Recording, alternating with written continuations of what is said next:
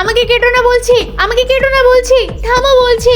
এই তুমি আমার বাবাকে কেন কেটে ফেলছো? বারবার করে বারণ করা সত্ত্বেও। কাঠ কাটবো না তো কি করবো বলতো? এই কাঠ কেটেই তো আমি বাজারে বিক্রি করি। দেখো তুমি আমার বাবাকে কেটো না, আমার একটা মাত্র বাবা, অন্যজনকে কাটো না। যাক বাবা বেঁচে গেছে।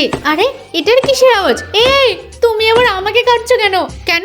তুই তো বললি তোর বাবাকে না কাটতে, এই জন্য তোকে কেটে দিচ্ছি। তুই কাটলে তো কিছু বলতে পারবি না। ভাই তোমার যখন টাকা রোজগার করারই দরকার, তাহলে তুমি ভালো কাজ করো না, এইভাবে মানুষের জীবন নিও না। ঠিক আছে তাহলে আমি অন্য কাজই করব।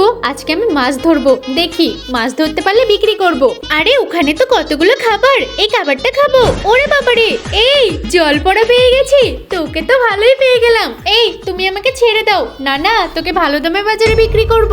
দেখো তোমরা মানুষরা আমাদের মতো মাছকে মেরে ফেলছো। এমন কোনো কাজ করো যাতে কারোর জীবন না চলে যায়। আমার উপর কৃপা করো প্লিজ। আজ থেকে আমি তাহলে এটাই খেলবো।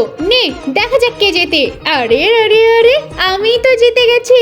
যাক এতদিন পরে কারো জীবন না নিয়ে এতগুলো টাকা জিতে গেছি। এই টাকা জিতেছিস, চল জেলে। তোকে জেলে নিয়ে গিয়ে আরো ইনকাম করাবো। চল তারপর বুঝতে পারবি। আরে কি হলো?